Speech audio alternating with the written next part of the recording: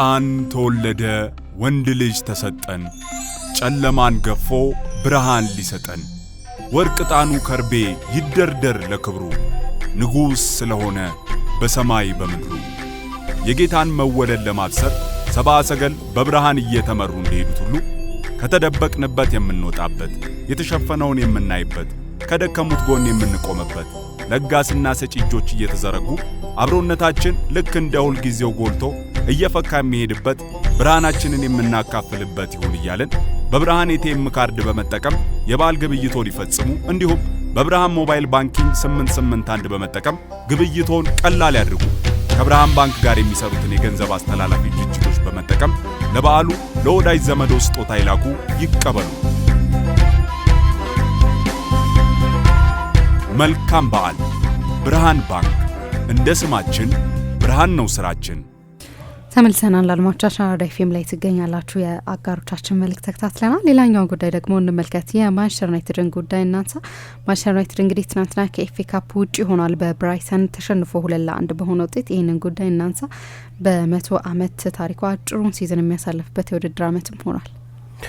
አጭሩን ሲዝን የሚያሳልፍበት የውድድር ዘመን ነው። ከዚህኛው ጨዋታ በኋላ እስከ ውድድር ዘመኑ መጨረሻ ድረስ ማንቸስተር ዩናይትድ ከዚህ በኋላ አሰልጣኝ ሊሾም ነው። ከማንቸስተር ደርቢ በፊት አዲስ አሰልጣኝ ይሾማል እና ትላንትና ዳረን ፍሌቸርም ከጨዋታው በኋላ ሌላ ሰው ይመጣል ብሏል። ስለዚህ እሱ እንደማይሆን ግልጽ ነው። ግን የሚሾመው የሚመጣው አሰልጣኝ ያ ጊዜ አሰልጣኝ እስከ ሲዝኑ መጨረሻ ድረስ ዩናይትድ ሌላ የረጅም ጊዜ አሰልጣኝ እስኪቀጥር ድረስ ኃላፊነቱን የሚረከበው ባለሙያ 17 ጨዋታ ብቻ ነው የሚያሰለጥነው። 17 ጨዋታ ብቻ ነው የሚያሰለጥነው። እንደምታውቂው ማንቸስተር ዩናይትድ ከሁሉም የአውሮፓ ውድድሮች ውጪ ነው በዚህኛው የውድድር ዘመን አምና በነበረው የሊግ ስፍራ ምክንያት። ከዚያ ደግሞ በካፕ ውድድሮች ላይ በሊግ ካፕ እና በኤፍኤ ካፕ ላይ በመጀመሪያው ዙር ነው የወደቀው።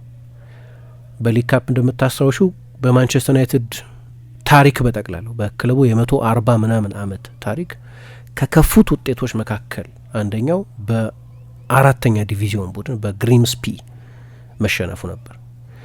ትላንትና ደግሞ በኤፍኤ ካፕ ሶስተኛው ዙር ነው የሚባለው፣ ግን ለፕሪሚየር ሊግ ቡድኖች የመጀመሪያው ዙር ነው። ሰርድ ራውንድ ይባል እንጂ ለሌሎቹ ዝቅ ባሉት ዲቪዚዮኖች ላይ ላሉት ቡድኖች ነው አንደኛና ሁለተኛ ዙሮች የነበሩት። ለእነ ማንቸስተር ዩናይትድ አይነት ቡድኖች የመጀመሪያ ዙር የመጀመሪያው ሀርድር ላይ የመጀመሪያው ፈተና ላይ ነው ማንቸስተር ዩናይትድ በሜዳው በብራይተን ተሸንፎ ከኤፍኤ ካፕም ውጭ የሆነው። ስለዚህ ከ38ቱ የፕሪሚየር ሊግ ጨዋታዎች ባሻገር 2 ተጨማሪ ጨዋታዎች ብቻ የነጥብ የፉክክር ጨዋታዎች ማንቸስተር ዩናይትድ በዚህ ሲዝን የሚያደርገው ማለት ነው። 1 ኤፍኤ ካፕ፣ 1 ሊግ ካፕ። እንዴት አስቸጋሪ ጊዜ እንደሆነ እገነዘባለሁ ይሄ ጊዜ እና አላቅም ማለት ማንቸስተር ዩናይትድን በግሎሪው ስለሆነ ማቀው ፈርጉሰን የሆነ ጊዜ 1 ነው 2 ሲዝን ነው 3 ሲዝን ፕሪሚየር ሊግ አላሸነፉም። 2003 2004 ነው 2004 2005 2006 ብዙ ጥያቄ ነበር አሌክስ ፈርጉሰን ላይ። በመሀል ኤፍኤ ካፕ ምናምን አሸንፈዋል። ለምሳሌ 2003-4 የውድድር ዘመን ሚልዋልን አሸነፈው። ኤፍኤ ካፕ አሸናፊ ነበር። ሁልጊዜ ቶፕ 3 ውስጥ የሚጨርስ ቡድን ነው ማንቸስተር ዩናይትድ። በቃ አብቅቷል አሁን የአሌክስ ፈርጉሰን ዘመን ይባል ነበር ያን ጊዜ። አሁን እሳቸው ከለቀቁ በኋላ ማንቸስተር ዩናይትድ 4 ዋንጫ አሸንፏል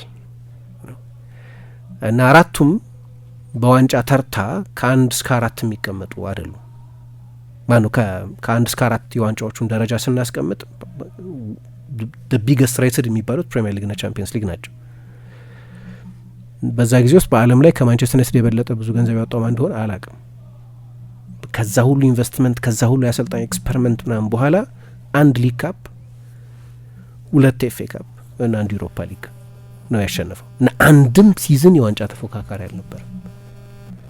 1 ሲዝን የዋንጫ ተፎካካሪ አልነበረም። ሁለተኛ ሆኖ ጨርሰው ሊሆን ይችላል። ያ ግን አንዱም ሲዝን ላይ ሪያሊስቲክ የሆነ የዋንጫ ተፎካካሪ አልነበረም እና ትላንትና ደግሞ ሌላ በቃ ከፈርጉሰን በኋላ ያለውን ዘመን መጥፎነት ቁልጭ አድርጎ የሚያሳይ አይነት ሲዝን እንደሆነ አሳይቷል። ያለፉት ሲዝኖች በሙሉ ኢቨን ካፕ የቴንሃግ የመጨረሻው ሙሉ ሲዝን ኤፍኤ ካፕ አሸንፏል። ማንም መጥቶ ጥሩ ሲዝን ነበር ሊለኝ አይችልም። 8-9 ወር የማንቸስተር ዩናይትድ ደጋፊዎች ምን አይነት ጀርኒ እንደነበራቸው ስለሚያውቁ ማለት የአንድ ደህና በመጥፎ እንዳያልቅ አድርጎት ይሆናል እንጂ ሲዝኑ መጥፎ ሲዝንነቱን የሚለውጠው አይመስለኝም። አምና ነው ከሁሉም የከፋው ሲዝን 15ኛ ሆኖ የጨረሰበት ሲዝን ነበር። ዘንድሮ ደግሞ ከሁለቱም የካፕ ውድድሮች የዶሜስቲክ ውድድር ላይ ብቻ ነው የማንቸስተር ዩናይትድ የዚህ ዓመት እድል የነበረው ዋንጫ የማንሳት እድል። ትላንትና የተረጋገጠው ማንቸስተር ዩናይትድ በድጋሚ ዋንጫ ሳያሸንፍ የሚያጠናቀቅበት ሲዝን ነው ማለት ነው። እና ለማንቸስተር ዩናይትድ መጠን ማለት ነው የዋንጫ ማሸነፊያ ማሽን ለነበረ ቡድን ከፈርጉሰን መልቀቅ በኋላ ከነበሩት 12 ምናምን ሲዝኖች በ8ቱ ምንም ዋንጫ ሳያሸንፍ ማጠናቀቅ ኢዝ ቱ ቢግ። በዛ መሀል ደግሞ የሆነ እኮ ተስፋ የሚታይበት ለዋንጫ የሚፎካከር ቡድን ምናምን የተሰራ ቢሆን ኖሮ የምታዩ ተስፋ ስላለ አድጎ መጨረሻ ላይ ዋንጫ መውሰዱ አይቀርም ምናምን የሚልም ተስፋ ይኖርች ነበር። አሁን በ111 ዓመት ውስጥ ከ1913 ከ1914 15 ከመጀመሪያ ዓለም ጦርነት በፊት የመጀመሪያ ዓለም ጦርነት የተጀመረበት ዓመት ነው 1914 15 ከዛ በኋላ ለመጀመሪያ ጊዜ ማንቸስተር ዩናይትድ ከ40 ጨዋታ ያደርጋል በአንድ ፉል ሲዝን እና ቀጥሎ ይመጣል የሚባለው ማሰልጣኝ ብዙ ኢንስፓየር የሚያደርግ አይደለም። ሌጀንዶች ናቸው ኦፍኮርስ ሶልሻም ካሪክም ፍሌቸር ደግሞ 2 ጨዋታ አሰልጥኗል። ቫን ኒስተልሮይም ሁሉ ብዙ ነገር ነው የሚሞክረው ዩናይትድ። ትላንትና ለምሳሌ ሜኑንና ብሩኖ ፈርናንዴዝን ለመጀመሪያ ጊዜ አብሮ አጫውቷል። ባክስሪ ወደ ሊዝበን ሼልፍ ተደርጓል ከሩበን አሞሪም ጋር። ብሩኖ ፈርናንዴዝ ወደ ሚስማማ 10 ቁጥር ቦታ ተመልሷል። የሩበን አሞሪም አሻራ ናቸው የሚባሉትን ነገሮች ከሞላ ጎደል ቡድኑ ትላንት ሼልፍ አድርጓቸዋል። ግን ውጤቱ ኦልሞስት ተመሳሳይ ነው። ይሄ ደግሞ ያለፈውን 10-12 ዓመት ሪፍሌክት የሚያደርግ ብራይተን ትላንትና ለማንቸስተር ዩናይትድን ያሸነፈው ካለፉት 5 ሲዝኖች 4 ጊዜ ማንቸስተር ዩናይትድን ኦልድ ትራፎርድ ላይ መጥቶ አሸንፏል። በቴንሃግ ስር፣ በሩበን አሞሪም ስር፣ በፍሌቸር ስር፣ በሁሉም አሰልጣኞች ስር። ከዛ ደግሞ ትላንትና ሌላ የምታየው የሜንታል ፍራጃይሊቲ ብሎታል አሰልጣኝ ማነው ዳረን ፍሌቸር ከጨዋታው በኋላ አንድ ጎል ከተቆጠረ በኋላ ፋይት ለማየት በጣም ያስቸግር ነበር። አሰልጣኙ ተመልሶ ወደ ኮሪደሩ ሲመጣ ደጋፊዎቹ ሊፍት ለማድረግ ይሞክር ነበር፣ ሰፖርት አድርጉን ይል ነበር። ለውጦች አድርጓል። እንደዚህ አንዳንድ ተጫዋቾችን አስገብቷል፣ የአካዳሚ ተጫዋቾች አስገብቷል፣ እንደ ሌሲ አይነት ተጫዋች በኋላ በሁለታዊ ቢጫ ወጥቷል። እሱም ልጅ ተስፋ ታይበታለች። በቀደም ብረት መልሶበት ነበር። ዚርክዜም ተቀይሮ ገብቶ ተጫውቷል እና ስብስቡን ስታይ በሰው ለሰው 1-1 ከብራይተን ተጫዋቾች ጋር ብታወዳድሪ የሚያንስ አይመስለኝም ማንቸስተር ዩናይትድ ከብራይተን ስብስብ። አንደ ብራይተን 6 ተጫዋች ከሲቲው ጨዋታ የ6 ተጫዋች ሮቴሽን አድርጎ ነው የመጣው። 6 ተጫዋች ፋቢያን እርዝለር ከበቀደሙ ጨዋታ ቤስት ተጫዋቾቻቸውን ተጠባባቂ ወንበር ላይ አድርገው ነው የጀመሩት ጨዋታው። ግን 1-1 ምናምን እያደረግሽ ከአወዳድሪ ከዲዮግሉ ከምናምን እያለሽ ኩኛን ከሩተ ጋር ወይም ብሩኖን ከዲዮጎ ጎሜዝ ጋር ወይ ኡጋርቴን ከሂንሸልውድ ጋር በጭራሽ የብራይተን ተጫዋቾች ከማንቸስተር ዩናይትድ ተጫዋቾች በተናጥል ሊሻሉ አይችሉም እና ቢገርም ነው የማንቸስተር ዩናይትድ ያለበት ማላይዝ ትላንትና ሲምቦሊክ ስለሆነ ነው። ምናልባት የአውሮፓ ቻምፒየንስ ሊግ ቦታን ይዞ ሊጨርሱ ይችላል በዚህ ውድድር ዘመን። መጥፎ ሲዝን እንዳይሆን ያደርገው ይሆናል። ግን ያለፉት ዓመታት የተጠራቀመ ችግርን የሚያሳይ ነው እና ዩናይትድ ትላንትና እንግዲህ 2-1 ተሸንፏል። በድጋሚ ጨዋታ ካለቀ በኋላ የማንቸስተር ዩናይትድ ደጋፊዎች ጮኸዋል። 2014-15 የውድድር ዘመን ላይ የሞይስ ሲዝን መጥፎ ስለነበር 2013-14 ላይ ቫን ሃል ሲመጡ ማንቸስተር ዩናይትድ በአውሮፓ ውድድር አይሳተፍም ነበር። 7ኛ ሆኖ ስለነበር የጨረሰው። በካፕ ኮምፒቲሽን ስም ብዙ ርቀት አልሄደም፣ ግን ቢያንስ እንደዛ ሆኖ 44 ጨዋታ አድርጓል።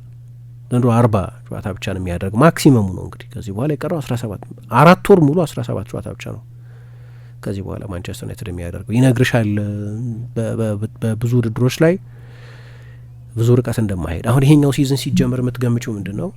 የአውሮፓ ውድድር ቢዚ ስለማያደርገው ማንቸስተር ዩናይትድን አንደኛ አሞሪም በደንብ ሲስተሙ ላይ ለመስራት እድል አለው።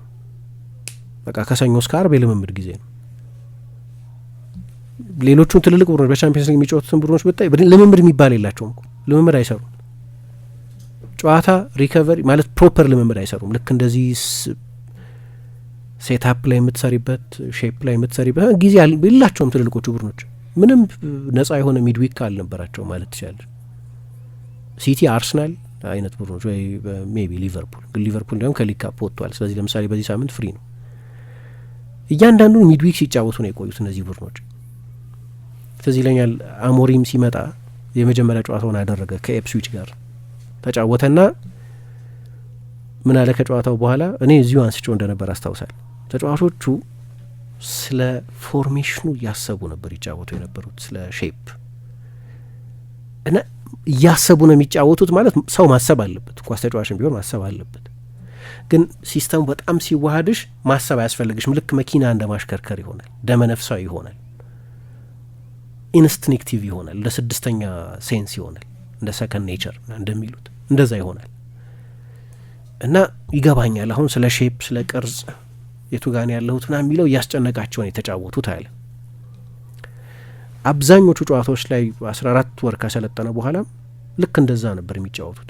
ጊዜ ትርጉም አልነበረውም። በሳምንት ከአልፎ አልፎ ከሚታዩ ተስፋዎች ውጪ ያ ተስፋ ግን ወደ ሆነ ነገር እያደገ ነው የምትዩ ሰስቴነብል ሲሆን ከሊቨርፑል ጋር በጣም አሪፍ ልትጫወት ይችላለሽ አንድ ጨዋታ ላይ፣ ግን ቀጥሎ በመጡት ጨዋታዎች ላይ ሰስቴነብል ሆኖ ያ ምልክት እያደገ ካልሄደ ዋን ኦፍ ነው ማለት ነው። ከዛ ይከስማል ተመልሶ እና ሌላ የባከነ ሲዝን ነው። አምናም የባከነ ሲዝን ነው። ክረምት ላይ ቴንሃግን ለማቆየት በመወሰናቸው ምክንያት ዘንድሮም የባከነ ሲዝን ነው። ቻምፒየንስ ሊግ ካሳኩ ምናልባት ትንሽ ቢያድነው ይሆናል። ለእኔ ግን በማንቸስተር ዩናይትድ መጠን ቻምፒየንስ ሊግ መሳተፍ ግሎሪ ነው ምናምን ብዬ መቀበል ያስቸግረኛል። ደህና ነው ካለፈው ከ15ኛ ሆኖ ከመጨረስ 4ኛ ሆኖ መጨረስ ኦፍኮርስ ጥሩ ነው ምናምን፣ ግን ዩናይትድ ሜጋ ፓወር ነው። አንዳንዴ ምን ትሆኛለሽ ልክ ፌል ማድረግን እየለመደው ይመጣና ደጋፊው ምኑም ያንን እንደ ኖርማል እንትን ይወስደዋል ያንን ፌለር እና ባየር ሚኒክ አክሴፕት የማያደርገውን ነገር ማንቸስተር ዩናይትድም አክሴፕት ማድረግ የለበትም። ከባየር ሚኒክ ባይሻል እንጂ አያንስም። ባይሻል ባለው ግሎባል ሪች ባለው ተጽዕኖ በምን እና በጣም መጥፎ ሲዝን ይመስለኛል በድጋሚ እና ኢኒዮስም ላይ በመጥፎ ሁኔታ ሪፍሌክት የሚያደርግ ነው። እነዚህ ሰዎች ከመጡ በኋላ የእግር ኳስ ስፔሻሊስቶች አመጣን ከቤስት ኤክስፒሪየንስ ከሲቲ ከኒውካስል እንግሊዝ ኤፍ ኤ ምን ውስጥ ብራይተን ውስጥ የሰራ ሰው ዳና ሾር እንተባለ ና ከብሪቲሽ ሳይክሊንግ ከሌሎች የኢኒዮስ ክለቦች ምናምን ብላንክ ብሬልስፎርድ እነዚህ ሁሉ ሰዎች መጡ። ስቲል ምናልባት የከፋው ጊዜ በኢኒዮስ አስተዳደር ስር ሳይሆን አይቀርም። 15ኛ ሆኖ ሲጨርስ ያየ ነው በኢኒዮስ ስር ስለሆነ እና ከሁሉም የካፕ ኮምፒቲሽንስ ውጪ መሆንም በተለይ በአውሮፓ ውድድር ማተሳተፊ ሲሆን ውድድሩን ሲዝኑን ሳልቬጅ ማድረጊያው ማዳኛው የካፕ ውድድር ነው ተብሎ ይታሰባል። ስለዚህ ለኛል ፖቼቲኖ የቼልሲ አሰልጣኝ በነበረበት ጊዜ እንደዛ ይል ነበር። አንድ ሲዝን አይደል ያሰለጠነው እና በፕሪሚየር ሊግ ብቻ ነው የምንወዳደረው፣ አውሮፓ ውድድር ላይ የለንም፣ ስለዚህ የካፕ ኮምፒቲሽን ላይ ማተኮር አለብን አለ። አላሸነፍም፣ ግን ሊግ ካፕ ላይ ለምሳሌ ፍጻሜ ተፋላሚ ነበር። ሜቢ ማሸነፍም ነበረበት። ኬለህር በጣም ግሩም ነበር ጨዋታ ላይ። በኋላ ደግሞ በኤፍኤ ካፕም ግማሽ ፍጻሜ ደርሶ ነበር። ፍጻሜ መድረስ ነበረባቸው። እንዲያው ጃክሰን የማይታመኑ ትልልቅ እድሎች ስትወስደ ነበር ነው። አንዳንድ ጊዜ ልክ እንደዚህ አይነት ሲዝን ሲሆን ደጋፊዎቹን ኢንጌጅ እያረግሽ የምትቆዩ ና አመቱ አሰልቺ እንዳይሆን የምታደርጊው ካፕ ኮምፒቲሽንስ ላይ ብዙ ርቀት በመሄድ ነው። ለምሳሌ 1982 ላይ እንደዚህ በጊዜ ከሁለቱም የካፕ ውድድሮች ላይ በሊግ ካፕ የመጀመሪያው ዙር ላይ በኤፍኤ ካፕ 3ኛው ዙር ላይ ወይም ለማንቸስተር ዩናይትድ በመጀመሪያ ጨዋታዎች ወጥቶ ነበር። ግን 82 ላይ ማንቸስተር ዩናይትድ የፕሪሚየር ሊግ ዋንጫ የሊግ ድሮ ፈርስት ዲቪዥን የሚባለው የዋንጫ ተፎካካሪ ነበር። ሶ ቢያንስ በሊጉ ላይ ተስፋ አለኝ እያለ እንዲቆይ ያደርገው ነበር ያ ሲዝን። ስለዚህ ከዛ ደግሞ ወሬው አለ ትላንትና። አሁን እኔ አንድ መሆን አለበት ብዬ ማምነው ብዙም ሰው ይለዋል አዲስ ነገር አይደለም፣ ግን ሁሌ ወደ ኋላ የማየት ልማድ አለው ማንቸስተር ዩናይትድ። ትላንትና የሆነ ነገር ይፈጠራል፣ ፈርጉሰን ነው የሚታዩት ወይ አጠገባቸው ደግሞ ኒኪ ባትና ፖል ስኮልስ አብረዋቸው ተቀምጠዋል በተርታ እና ሁሌ በቃ ወደ ኋላ እንድትመለሽ የሚያደርግ አይነት ያ ግሎሪ ጊዜ አይ ቲንክ የሆነ መለያ ያስፈልጋል ከዛኛው ዘመን በቃ ሌላ ዘመን ሞደርን አፕሮች የሚፈልግ ዘመን ነው እና ይወጡና አሁን ኒኪ ባትና ፖል ስኮልስ በጣም ብዙ ተከታይ ያለው የዩቲዩብ ቻናል የቪድካስት አላቸው ፖድካስት አላቸው እና እዛ ላይ ሮይ ኪን ነው አሰልጣኝ መሆን ያለበት ሲሉ ነበር ባለፈው ሮይ ኪን ደግሞ ኤዲ ሃው ነው አሰልጣኝ መሆን ያለበት ይላል ጋሪ ኔቭልም ይወጣና ደግሞ አይ ብሎ ደግሞ እሱ ሌላ አሰልጣኝ ቱኸልን ከእንግሊዝ ብሔራዊ ቡድን ኃላፊነት በዓለም ዋንጫው ከለቀቀ ከዛ በኋላ ቱኸል ቢመጣ ይላል እና እነዚህ የማንቸስተር ዩናይትድ ሌጀንዶች ናቸው የውሳኔ የሚሰጡት ሰዎች በእነዚህ ትልልቅ የማንቸስተር ዩናይትድ ሌጀንዶች አስተያየት የሚቃኙ እንደሆነ አላቅም አሞሪም ግን ባለፈው የነ ጋሪ ኔቭልን ትችት መሸከም ካልቻላችሁ ሲል ነበር እና ትልልቅ ተጽዕኖ አላቸው እነዚህ ሰዎች አሁንም ድረስ እና አንዳንድ ጊዜ ኮንስትራክቲቭ ላይሆን ይችላል ስለዚህ አላቅም ምን እንደሚያደርጉ ከዚህ በኋላ ግን የኢኒዮስ መምጣት በቃ አዲስ ስትራክቸር እንደሚመጣ ተስፋ የሚሰጥ ነበር ግን በወሳኝ ውሳኔዎቻቸው ብዙም አልሰሩላቸውም እና ትላንትና 2 ጊዜ ጸረ ግሌዘር 1 ጊዜ ጸረ ራትክሊፍ መዝሙር በ10 ደቂቃ ውስጥ ጨዋታው እንደተጀመረ በ10 ደቂቃ ውስጥ ተጀምሮ ነበር አሉ እንግዲህ አሁን ከማንቸስተር ደርቢ በፊት አዲስ አሰልጣኝ እናውቃለን ሶልሻ ነበር ሲባል የነበረው በቅርብ ጊዜ ፋብሪዚዮ ሮማኖ ጽፎት ያየሁት ደግሞ ከካሪክ ኃላፊነቱ ሊያገኝ ይችላል የሚል ነው ምናልባት አንድ በጎ ነገር ካለ ከዚህ ጨዋታ ለዩናይትድ አሁን በቃ ፕሪሚየር ሊግ ነው የቀረው ስለዚህ ሁለቱ ቀጥለው የሚመጡት ጨዋታዎች በጣም አስቸጋሪ ጨዋታዎች ናቸው ከማንቸስተር ሲቲ መጀመሪያ ከዛ ከአርሰናል ጋር ኦልትራፎርድ እና በኤሚሬትስ የሚደረጉ ጨዋታዎች ናቸው በጎ ነገር የአማድ እና የብራያን ምቤሞ ሁለቱም ኮት ደቯርም ካሜሮንም ከአፍሪካ ዋንጫ ውጭ በመሆናቸው ምክንያት ለዚህ ጨዋታ የሚደርሱ መሆናቸው ነው ደህና ነበር ጨዋታውን የጀመረው ማንቸስተር ዩናይትድ ዳሎም ብሩኖ በቅጣት ምትም እድሎች አግኝተው ነበር እና አንድ ፍሌቸር ከጨዋታው ፊት ይል የነበረው ነገር በኦልትራፎርድ በቀጥታ በሩበን አሞሪም ዘመን አይልም ግን ቀዝቀዝ ብሎ ጨዋታ የመጀመር ልማድ ነበር ቶሎ ፈጣን በሆነ መንገድ ጨዋታ አይጀምርም እና ደጋፊዎችን አንዳንድ ጊዜ ያሰለቻቸዋል ያ ነገር ስለዚህ በሃይ ኢንቴንሲቲ በፍጥነት ነው ጨዋታውን መጀመር ያለብን አለ ኤግዛክትሊ እንደዛ ነው ያደረገው ማንቸስተር ዩናይትድ ግን ይሄ ሲሆን የቲም የቡድን የመከላከል ቅርጽ ምናምን ይጠፋና ክፍት ይሆናል አሁን ሩበን አሞሪም ላይ የነበረው ትልቁ ችግር በስታይል በኩል የፎርሜሽን ፎርሜሽንን ፍሉድ ነው እሱ ነው ኦብሰስድ የሆነው ፎርሜሽን ከሰው በላይ እሱ ነው ኦብሰስድ የሆነው ፎርሜሽን በተመለከተ በዛ እንዲታወቅ ነበር ይፈልግ የነበረው ሌላ ዘመን ነው ይሄኛው ግን ሰዎች እንደዛ ኦብሰስድ ሲሆን እና ውጤት ሳይመጣ ሲቀር ዲስከስ ያደርጉታል ምንም ጥያቄ የለውም ዲስከስ እናደርገው ነበር ሰዎችም ዲስከስ ያደርጉታል ዲስከስ አያድርጉት ልትያት ግን ለእኔ ከፎርሜሽን በላይ ነበር ችግሩ ለምሳሌ ማንቸስተር ዩናይትድ መጫወት ይፈልግ የነበረው በሉዝ ነው እንጂ በኮንትሮል አይደለም ትልልቆቹ ቡድኖች ኮንትሮል ያደርጋሉ ጨዋታዎች ዩናይትድ ጨዋታ ኮንትሮል አያደርግም ኢቨን ሲያጠቃ የሚያጠቃበት መንገድ በሌሎቹ በሁሉም አሰልጣኞች ስር የነበረ እያንዳንዱ አሰልጣኝ ስር በዛ መንገድ ነው ለማጥቃት የሚሞክሩት ያ ሲሆን ጨዋታዎች ክፍት ይሆናሉ እና የበለጠ ኬኦቲክ ኔቸር ይኖራቸዋል ይሄ ደግሞ የሚመቸው ለነዛ መካከለኛ ስፍራ ላይ ላሉት ቡድኖች ነው ለትልልቆቹ ቡድኖች አይደለም ኬኦቲክ ከሆነ ኤንድ ቱ ኤንድ የሚሆን ከሆነ የሚመቸው ለነዛ ቡድኖች ነው የበለጠ ምክንያቱም አብዛኞቹ ቡድኖች ትራይቭ የሚያደርጉት በኬኦስ ስለሆነ አሁን ያንን አደረገና የመጀመሪያ 10 ደቂቃ የጨዋታ ቶን ሴት ማድረጊያ ነው ይባላል ወይ አርሊ ጎል ቢያገባ ከዛ በኋላ ጌም ስቴቱ አንቺ ጋር ነው ያለው በፈለግሽው መንገድ መጫወት ይችላል ጎል አልገባም ስለዚህ ብራይተን እነዛን ስፔሶች ማግኘት ጀመረ ከዛ ጎል በኋላ ሴነል ዎመንስ ራሱ ሌላ ስተት ሰርቶ ቀጥታ ለዳኒ ዌልቤክ ሰጥቶት ዌልቤክ ሳያስቆጥረው ቀረ እንጂ 2-0 ሊሆን ይችላል ነበር በቅጽበት 12ኛው ነው 13ኛው ደቂቃ ላይ ነው ያስቆጠሩት 20 ደቂቃ ሳይሞላ ሁለተኛ ጎል ሊሆን ይችላል ነበር ግን ዌልቤክ ቆይቶ ደግሞ ጎል አስቆጠረና አጋጣሚ ሆኖ ከሰሞኑን ኦቨርላፕ ላይ ጋሪ ኔቭል ዌልቤክን መልቀቅ አልነበረበትም ማንቸስተር ዩናይትድ በቃ ዩዝፉል ተጫዋች ሊሆን ይችል ነበር በቫንሃል ጊዜ ነው የተሰጠው ወደ አርሰናል ዋትፎርድ ውስጥ ተጫውቷል ከዛ በኋላ በተለይ ደግሞ በዚህ ብራይተን አምናም ዘንድሮ የሚያሳየው ፎርም በጣም ድንቅ ነበር። ግን ራሱ ደግሞ ዩናይትድ ላይ ያለው ሪከርድ የአርሰናል ተጫዋች ሆኖ አንዴ ማንቸስተር ዩናይትድን ከኤፍኤ ካፕ አስወጥቶ ነበር። የማሸነፊያውን ጎል አስቆጥሮ 2015-16 ሲዝን ላይ በሌሎችም ብዙ ጨዋታዎች ላይ ዩናይትድ ላይ ጎል አስቆጥሯል። ትናንትና በጣም ግሩም አጨራረስ ነበር። የሼሽኮ ጎል ከዘገየ የተቆጠረ ሆነና ሌሲ ዛጋ የመጨረሻዎቹ ደቂቃዎች ላይ አንደኛ ጎል ያስቆጥር ዋስትና አይደለም፣ ግን መጓየር ገብቶ ነበር እና ለተጋጣሚ ቡድን ሳጥኖ ስለ ፕሬዘንስነት ነው የገባው። ሼሽኮ አለ ዛሬ። ስለዚህ ሁለት በጣም ረጃጅም ተጫዋቾች አሉ። ብሩኖ አለ፣ ዚርክዜ አለ። ብዙ አታኪንግ ፓወር ነበረው እና የመጨረሻዎቹ ደቂቃዎች ኢንትረስቲንግ መሆን ይችሉ ነበር እና ያው የ18-19 ዓመት ልጅ ስህተት ሰራ። በጥቂት ደቂቃዎች ልዩነት ነው ሁለት ቢጫ ካርድ የተመለከተው። ሁለተኛው ደግሞ ምናልባት ሲኒየር ፕሮ ተጫዋች የማይሰራው አይነት ስህተት ነው። ኳስ በንዴት እንደዛ ማንጠር ቢጫ ካርድ ያሰጣል፣ የታወቀ ነው።